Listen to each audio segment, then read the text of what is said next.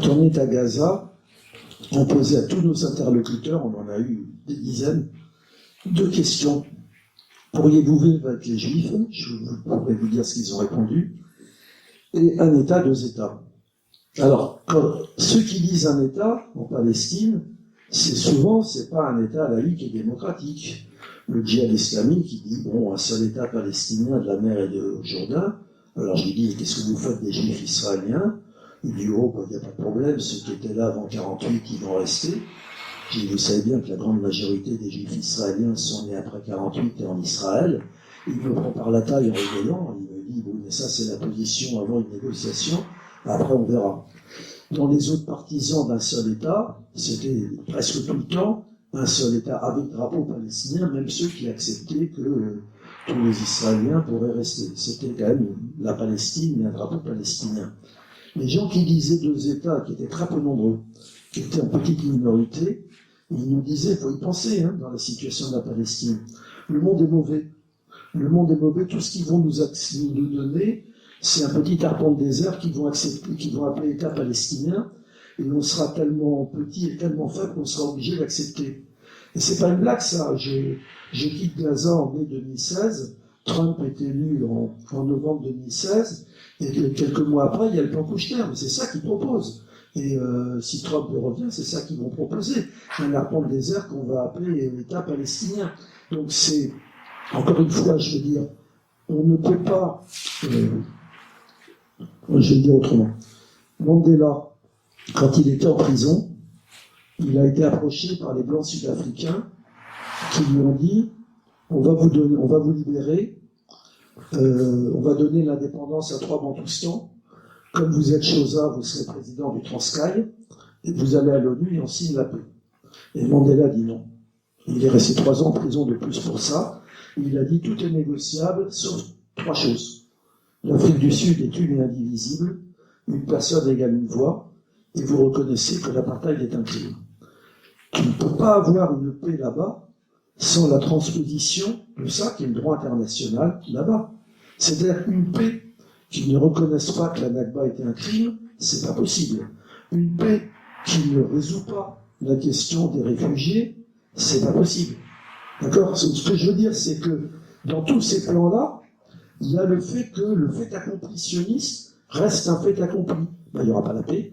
Si le fait accompli sioniste reste le fait accompli, non, il n'y aura pas la paix, parce que, je veux dire, c'est comme si on avait voulu, après 1945, le négocier, mais l'Allemagne restait en France. Non, c'était pas possible. Il y a des choses qui, je dis, dans la transposition du droit international, tel que Mandela l'a défini là-bas, il y a des points fondamentaux. Les réfugiés et la reconnaissance que la Nakba est un crime, ça, c'est pas négociable. Et dans les 2 États, ça n'existe pas. Dans un de ses derniers livres, Sambar dit qu'une négociation pourra déboucher sur une paix juste qu'à 2 conditions, c'est que Israël revienne aux frontières de 67 et que l'ONU reconnaisse l'État de Palestine intégralement. Est-ce que ça vous semble quelque chose qui est utopique ou pas faisable, ou que ce sont des préalables qui ne sont pas atteignables? Et deuxième question que je voudrais vous poser, vous parlez du respect du droit international. Les négociations doivent avoir lieu à partir du droit international. Qui pourrait faire respecter ce droit international? Et dernière question, est-ce que vous pensez que pour les négociateurs palestiniens doivent d'abord avoir été élus par le peuple palestinien, et est-ce que ça serait faisable à court terme ou au moyen terme? Bon, j'apprécie beaucoup Ilyas Sambar. Il était un des négociateurs d'Oslo, donc il a quand même un peu du mal à reconnaître quelque part qu'il s'est fait avoir. J'ai rencontré d'autres négociateurs palestiniens qui, eux, sont très en colère parce que on leur a forcé la main pour signer des choses qu'ils n'auraient pas dû signer. Et en particulier, beaucoup disent que ce qui a été obtenu à Oslo était très inférieur à ce qui avait été obtenu à la conférence de Madrid 2 ans auparavant. Bon, Ilyas Sambar, qu'est-ce qu'il fait des 900 000 colons qui occupent actuellement 40% de la superficie de la Palestine? Donc on peut supposer que ces 900 000 colons partent.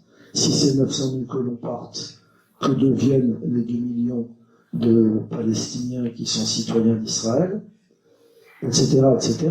Et je répète, que deviennent les 6 millions de Palestiniens qui ont la carte de l'UNRWA et dont plus de la moitié vivent dans des camps au Liban, en Syrie ou en Jordanie. Pour connaître les gens qui sont à Gaza, ceux qui sont dans les camps à Gaza, la quasi-totalité, ils veulent évidemment rentrer. La vie est infernale là-bas.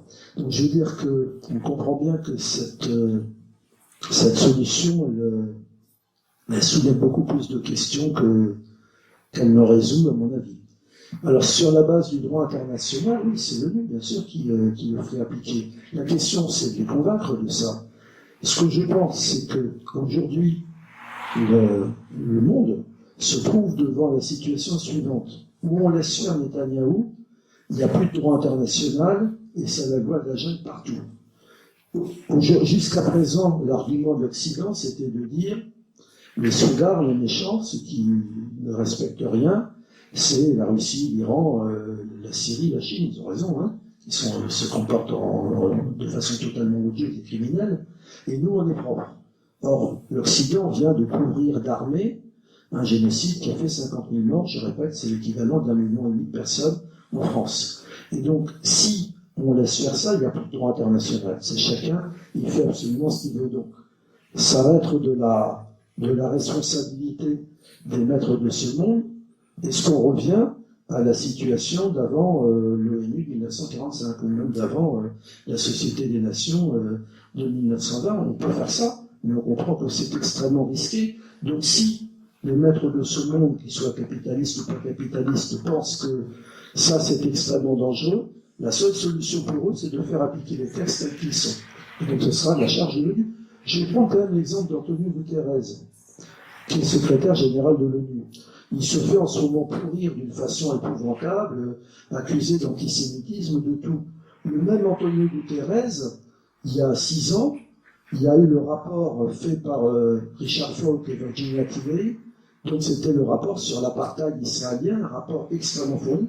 Richard Falk est juif, il est juif états-unien, un rapport décrivant à fond les mécanismes de l'apartheid israélien, la domination, la persécution des Palestiniens, c'était décrit dans tous les aspects. Qu'a fait Guterres? Il a enterré le rapport, il a empêché que le rapport soit publié. Je pense qu'aujourd'hui, il s'en veut énormément d'avoir pensé qu'il fallait enterrer le droit international pour avancer. Le résultat, c'est qu'on a reculé, on n'a pas avancé. Donc peut-être que la mésaventure qui est arrivée à Guterres va inciter les dirigeants de ce monde à se dire qu'il n'y a qu'une seule boussole, c'est le respect du droit international. J'ai oublié une des questions, mais je ne me rappelle plus laquelle. Sur les élections possibles. Comment dire, les élections, ça fait des années et des années que les Palestiniens en rêvent. Les 2 fois où je suis allé à Gaza, ils avaient nettoyé les listes électorales pour préparer les élections. Et évidemment, Mahmoud Abbas n'en veut pas parce qu'il sait qu'il sera renvoyé aux oubliettes de l'histoire. Donc il ne veut pas organiser les élections. Plus important peut-être que les élections, il y a eu une rencontre à peu près de tous les partis politiques palestiniens, y compris le Fatah, y compris le Hamas, y compris le djihad, à Beyrouth. C'est-à-dire que, d'abord, savoir que le 7 octobre, il n'y a pas que le Hamas qui est rentré en Israël, tous les partis politiques sont rentrés, tous les partis politiques ont des prisonniers, ça d'accord. Et puis il y a eu une espèce de conférence où ils sont à peu près d'accord sur l'idée qu'il faudra parler d'une seule voix. Donc, élection ou pas élection, c'est pas là l'obstacle. L'obstacle, il n'est pas là. L'obstacle, il est que la division palestinienne, c'est une grande victoire de l'occupant. Je rappelle que c'est pas le Hamas qui a fait un coup d'État en 2007. C'est le Fatah de Mohamed Darla qui a tenté un coup d'État et il s'est enfui quand il a vu qu'il avait aucune chance. Il a laissé ses camarades se faire massacrer. Le Hamas a pris le pouvoir, j'ai envie de dire, presque à l'insu de son plein gré. Il n'avait pas prémédité, contrairement aussi à une idée qu'on peut avoir. Je crois aujourd'hui que les Palestiniens, d'abord, ceux que j'ai rencontrés à Gaza de la société civile, ils sont très antipartis, ils sont très dégagistes, ils disent un peu comme en Amérique du Sud, que c'est vaillant todos, qu'ils foutent tous le camp. Et la réaction des paysans avec qui on a travaillé, qui voulaient une maison indépendante pour ne pas dépendre des partis politiques, bon, je pense pas qu'il y aura d'obstacle de ce côté. Ce qui est embêtant pour l'instant, c'est que la société civile palestinienne, qui est extrêmement vivante, On l'entend pas. Et on l'entend pas parce qu'Israël ne veut pas qu'on l'entende. 146 États ont reconnu l'État palestinien. Récemment, au début du mois de juin, 3 pays européens ont à leur tour reconnu l'État palestinien.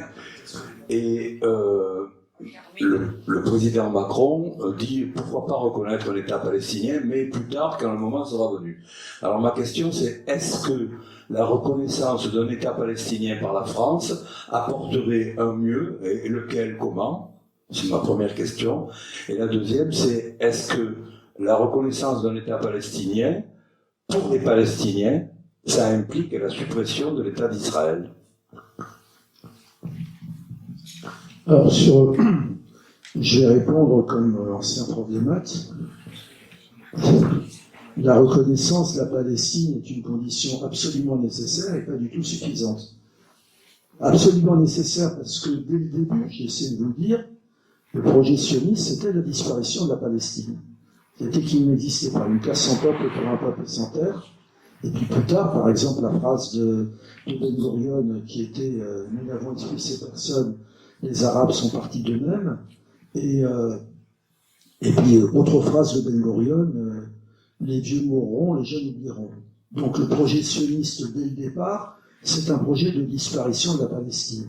Donc là où c'est un grand plus, la reconnaissance de la Palestine par un très grand nombre d'États, et il faudra forcer le nôtre à le faire, ça veut dire votre projet qui était que la Palestine disparaisse, il a échoué. Là, l'idée que vous allez régler cette question avec la disparition de la Palestine, il y avait dans les années 30 des colloques dans le Yishuv où ils disaient on va glaner des fonds pour réinstaller les félats qui sont ici, pour les installer en Irak. Hein, c'était ça l'idée sioniste, c'était on vide le territoire, ils disparaissent, et bon à l'époque c'est on va leur filer du fric pour qu'ils s'en aillent. Donc ça va échouer. Mais c'est absolument pas suffisant, c'est-à-dire que, je le répète, un État palestinien, quand vous voyez le plan Kouchner, il y a un État palestinien, qui est un arpent de désert, et qu'on appelle État palestinien. Donc, déjà un État palestinien dans la tête des dominants, ça n'a strictement rien à voir avec le droit international. C'est un État pour dire, vous en avez un et foutez-nous la paix, mais on prend tout le reste parce que tout nous intéresse, et on annexe tout le reste. Donc ça ne règle absolument pas cette question-là. Et encore une fois, mettez-vous bien un État palestinien sur la base des frontières de 67, vous n'avez rien réglé. Ni la question de l'écologie, ni la question de Jérusalem, et surtout pas la question des réfugiés. Alors, est-ce qu'un État palestinien, ça veut dire la disparition d'Israël? Je le répète comme juif. Pour moi, l'État juif est un cauchemar. Pour moi, un État qui n'est pas l'État de tous ses citoyens, c'est un cauchemar. Et je veux dire qu'en France, aujourd'hui, dans les élections qui s'annoncent, il y a des gens qui renouent avec la notion d'État français, ethniquement pur. Et c'est un cauchemar. D'accord? Et on ne peut pas être d'accord avec ça. Je veux dire que vous avez, entre Méditerranée et Jourdain, 7 millions de juifs israéliens et 7 millions de Palestiniens qui sont complètement imbriqués. Alors vous voulez les séparer? Je dis, si on veut les séparer, il faudrait donner 50-50, c'est pas le cas. Personne ne pense à ça. Donc je veux dire qu'un État palestinien comme ça, il ne règle rien parce qu'il ne règle pas la question des réfugiés. Donc pour moi, je vais le dire autrement, il n'y a pas d'alternative au vivre ensemble dans l'égalité des droits, ni en France ni là-bas. Et que l'idée de la séparation, j'ai essayé de vous l'expliquer dans mon judaïsme antisioniste, cette idée était meurtrière au départ. L'idée que face à la persécution des Juifs, la solution c'était de les séparer de l'humanité, elle aboutit au fascisme actuel. Et ça, il faudra rompre avec ça. Je suis impressionné par la nécessité dont vous avez fait preuve, de la nécessité d'engager la responsabilité individuelle et humaine. Je veux dire qu'il y a un travail énorme à faire connaître, à populariser la notion de liberté, de droit international. On a à la libération, excusez-moi de parler de la libération, on a trouvé des acquis extraordinaires on a pensé, alors maintenant c'est dérisoire, hein, le mot même paraît dérisoire, on a pensé l'ONU, l'Organisation des Nations Unies. Ça supposait que les peuples se prennent en charge, se chargent de cette question au niveau de la responsabilité individuelle. Alors, évidemment, il y a la question des différences, mais ce qui est positif, c'est que justement, on puisse évoquer ces différences et évidemment en chasser ce qui nuit à la liberté d'autrui, au droit. J'ai l'air de rabâcher, je vous prie de m'excuser, mais ça me paraît essentiel. Sympathiser avec les peuples pour leur faire entendre l'intérêt qu'il y a à la liberté, au droit et au partage. Je suis assez ému par ce que vous dites. Et voilà ce qui se passe un petit peu aujourd'hui en Israël. C'est que les barrières morales se sont écroulées. Et les barrières morales, elles s'écroulent quand il y a le colonialisme, quand il y a le militarisme, quand il y a la haine de l'autre. Aujourd'hui, le fait que tous les dirigeants israéliens, de quelque parti qu'ils soient, et un certain nombre de juifs français célèbres, dont ceux qui prétendent parler au nom du judaïsme, le fait qu'ils soutiennent le génocide, le fait aujourd'hui que les Israéliens se vivent en victimes et pas en bourreaux, c'est quelque chose d'excessivement grave. Moi, je suis totalement persuadé qu'il n'y a pas de solution sans vivre ensemble et le respect des autres. L'autre question, je vous ai dit qu'on posait à Gaza à tout le monde, c'est pourriez-vous vivre avec les Juifs? Les gens très âgés qui avaient connu la Nakba et qui nous l'ont raconté, ils disaient bah oui, c'était nos voisins, on a toujours vécu avec eux. Les gens d'âge moyen, comme le correspondant du JFP à Gaza, qui ont travaillé en Israël et qui ont noué des relations avec leurs patrons, ils disaient oui, on était exploités, c'est sûr, mais enfin on était quand même libres, on a noué des rapports humains, et oui, bien sûr, on pourrait vivre avec eux. Et d'ailleurs, Abou Amir, pour lui, les Juifs, c'est nous, le JFP, et il dit que les sionistes, c'est pas des Juifs. Dans l'idée qu'il a, c'est intéressant quand même. Et les 2/3 de la population de Gaza qui ont moins de 25 ans, qui ne sont jamais sortis d'une cage de 10 km sur 40, qui n'ont jamais vu de Juifs. Ils ont vu les 6 moyens d'amener la mort, les F-16, les hélicoptères Apache, les tortueuses, les vedettes maritimes, les tanks, les drones. Ils n'ont jamais vu de Juifs. Et ils nous regardaient, les premiers qui voyaient, c'était nous. Et ils nous regardaient, ils disaient, mais comment vous pouvez nous poser une question pareille?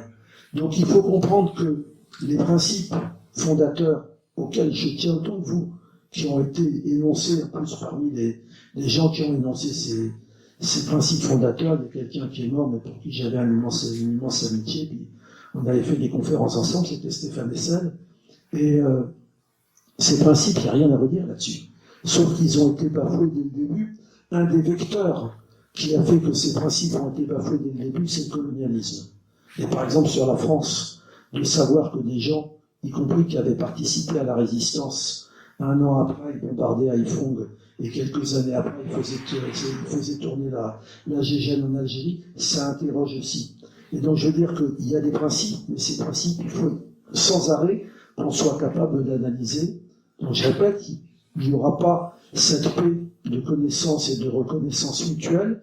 Elle veut dire bien sûr le cessez-le-feu, elle veut dire la fin du blocus de Gaza, la destruction du mur, elle veut dire que les populations vont pouvoir se rencontrer. Il y a 25 ans à Sderot, à côté de Gaza, ils allaient faire leurs courses à Gaza, c'était moins cher.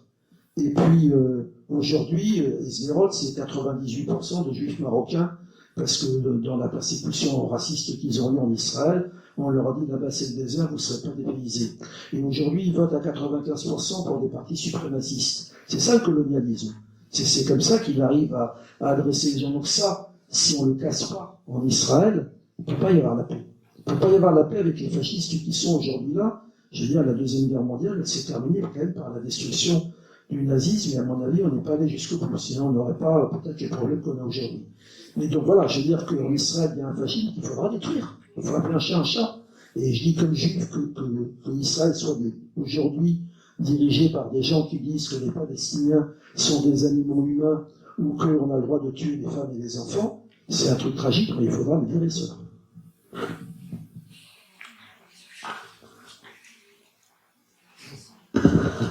Merci pour ce que vous nous avez appris, parce que il y a beaucoup de choses effectivement qu'on ne savait pas. On a une vision certainement très très orientée et peut-être liée aussi à l'émotion sur Israël et l'existence de l'État d'Israël. J'avais 3 questions à vous poser. La première, c'est comment se fait-il qu'en Israël, dont on dit que c'est un État démocratique, en tout cas ses institutions sont censées être des institutions démocratiques, comment se fait-il que votre réflexion ne trouve pas plus d'écho? Et je rejoindrai la question qui avait été posée par monsieur. S'il devait y avoir négociation, qui pourrait représenter légitimement, effectivement, Israël, tel que vous souhaiteriez effectivement le voir vivre? La deuxième question, c'est ce silence étouffant, époustouflant des pays du Golfe. Y a-t-il encore une solidarité vis-à-vis de la Palestine dans le Moyen-Orient? Ma troisième question est tout à fait anecdotique, mais curieuse. Dans le fond, De Gaulle avait raison, en 67. On leur a rappelé les 3 questions, parce que... Donc la première, c'était sur... La première, c'est y a-t-il un mouvement? Ouais. Alors, Israël est-il un État démocratique? La blague qui se raconte en Israël, c'est que c'est un État démocratique pour les Juifs et les Juifs pour les Arabes. Mais je pourrais poser la question, est-ce que Athènes était une démocratie? À Athènes, il y avait 10% d'hommes libres, 20% de métèques et 70% d'esclaves, et la démocratie, c'était entre les 10% d'hommes libres. Est-ce que c'était une démocratie? On appelle ça une démocratie, mais pas pour moi.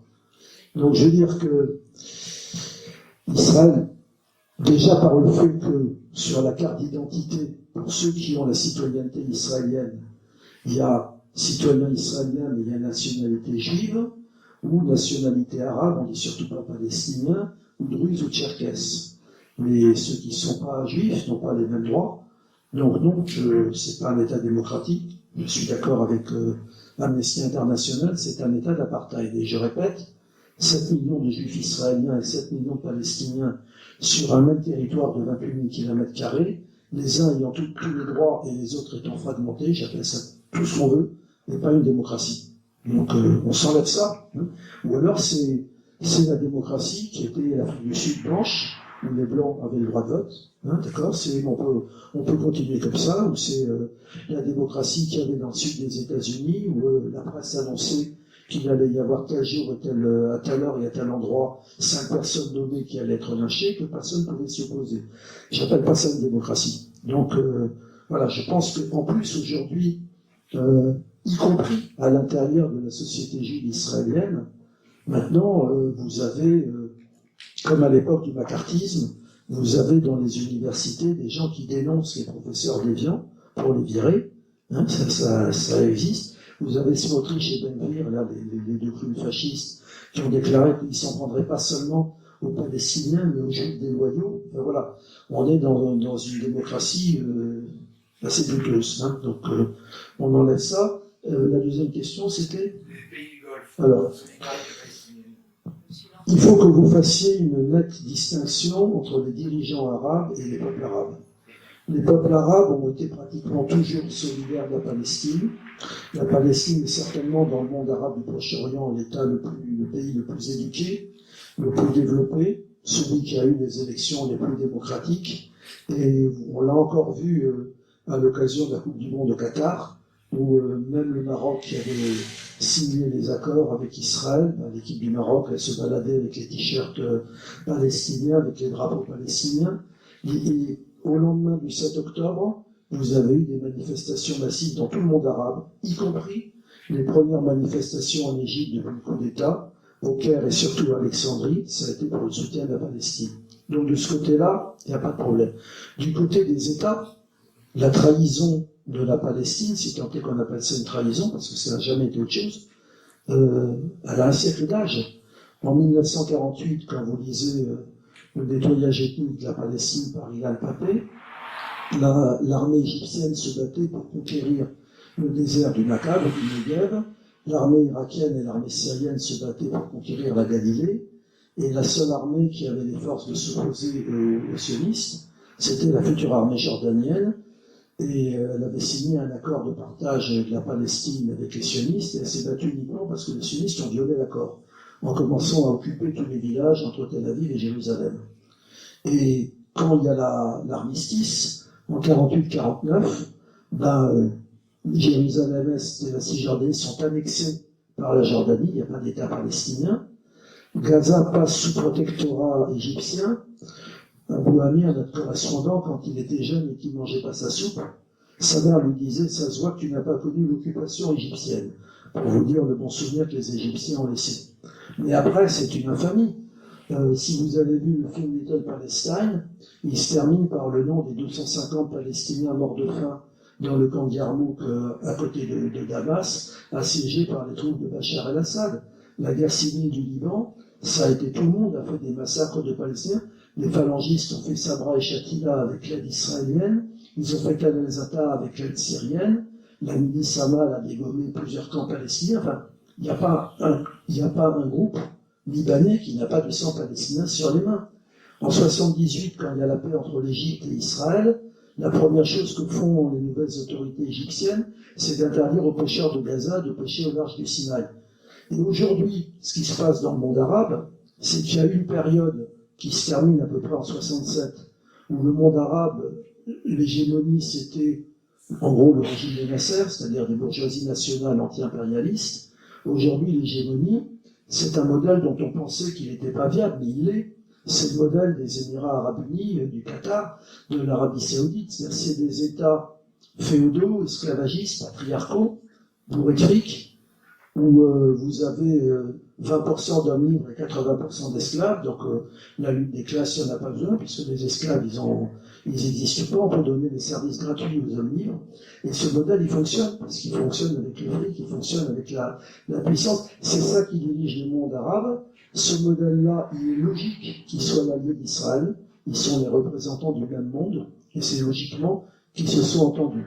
Donc, quelque part, la question palestinienne, elle est fondamentale pour le monde arabe aussi, parce que sa propre liberté passe par la liberté des Palestiniens. Ça, c'est sûr. Et la troisième question, c'est sur De Gaulle. À l'époque, il a fait une seule erreur dans ce discours, De Gaulle. Il dit le peuple juif sûr de lui est dominateur. Ça, c'est antisémite. Il aurait dit le peuple israélien sûr de lui est antisémite, il n'y avait pas de problème. Sûr de lui est dominateur, là, il n'y avait pas de problème. Pour le reste, il a bien analysé que l'occupation allait entraîner le tout. Mais De Gaulle, j'étais une fois invité en Corse, et il y avait sa petite fille, qui est militante, qui est la fille de Geneviève Antonius de Gaulle, donc voilà. Et je lui ai parlé de l'antisémitisme de son grand-père, elle l'a mal pris, mais on a des tas d'écrits sur l'antisémitisme de Gaulle. Il était maurassien, il était de son époque, hein, c'est-à-dire quand il est envoyé combattre les bolcheviks en 1920 en Pologne, il parle des Youtres, pour parler des juifs polonais.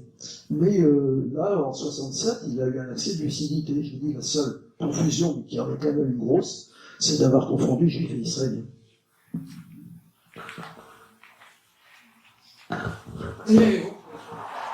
J'ai une question. Est-ce que de boycotter les produits israéliens peut avoir un impact ou pas Qu'est-ce qu'on peut faire à un autre niveau pour peser, pour que les choses changent? Alors, il faut absolument boycotter. Il faut absolument viser ce que la campagne internationale de boycott qui a été lancée par 172 associations palestiniennes demande. Et aujourd'hui, par exemple, en France, une des cibles majeures, c'est Carrefour. Il faudra que cette multinationale paie le fait d'avoir envoyé des colis aux soldats et d'avoir installé des magasins dans les colonies israéliennes. Après, ce que je veux dire, c'est que d'abord, le boycott, c'est le boycott des investissements sanctions. Il n'y a pas que les produits israéliens. Alors, bien sûr, boycotter les oranges de Jaffa. Jaffa, c'était une marque palestinienne. Les avocats Carmel, Méadrine, SodaStream, qui là, c'était des boissons de l'Empire russe, qu'ils ont transformées de façon assez bizarre. Boycotter les produits Arava, les médicaments génériques Teva, tout ça, il faut. Ce qui est plus important, c'est tout ce qu'on obtient en termes de désinvestissement et en termes de sanctions. Le boycott, c'est pas seulement le boycott commercial, c'est le boycott syndical, viré la Histadrout de la Confédération internationale des syndicats.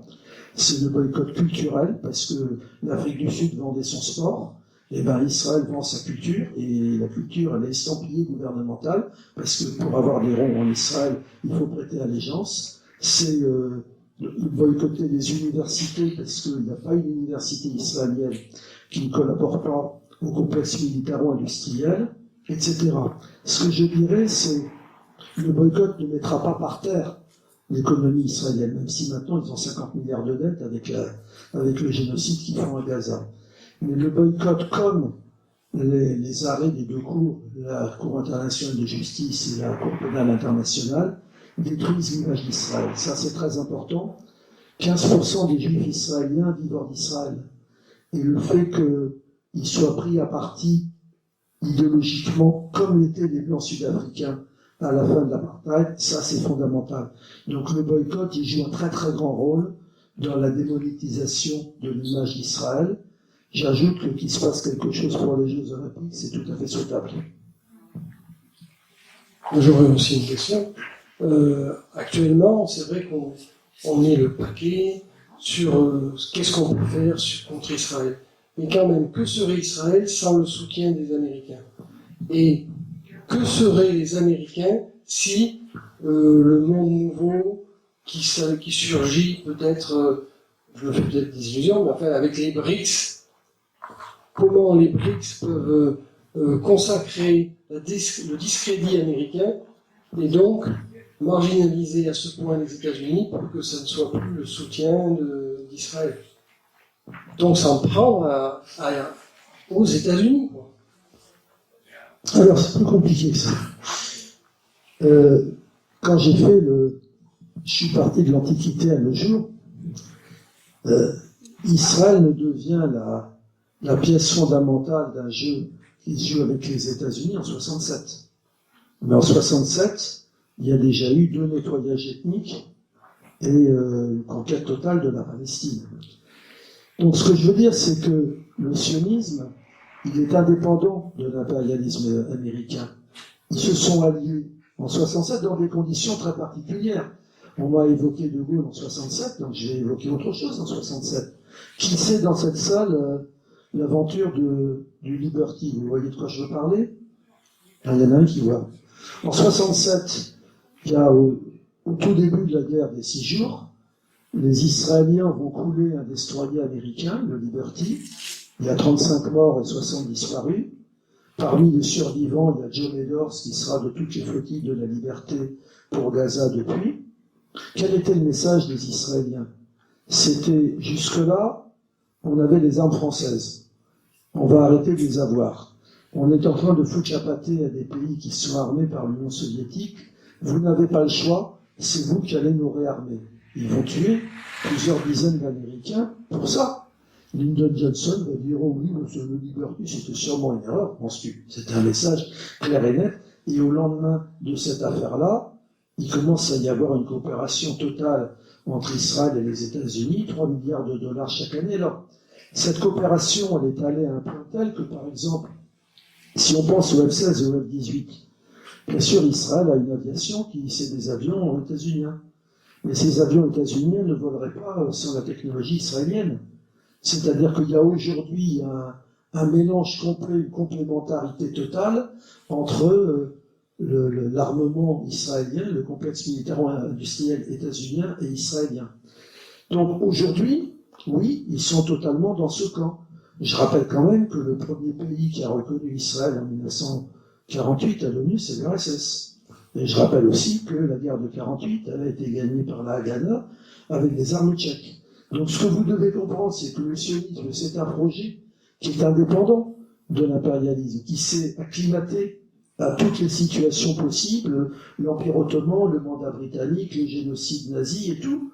Aujourd'hui, oui, depuis maintenant plus de 50 ans, il est complètement lié à l'impérialisme états-unien. Alors je me souviens que c'est Denis Vidal qui disait c'est tout à fait possible que dans 25 ans, les États-Unis ne soient plus la première puissance mondiale, ou que leur intérêt ne soit plus de défendre coûte que coûte Israël face à l'environnement qu'il y a. Et ce jour-là, évidemment, leur projet, à moins qu'ils trouvent des nouveaux alliés, sera perdu. Mais je crois, il faut avoir ça dans la tête, mais je crois que véritablement l'axe sur lequel on doit se battre aujourd'hui, c'est véritablement l'axe du droit international.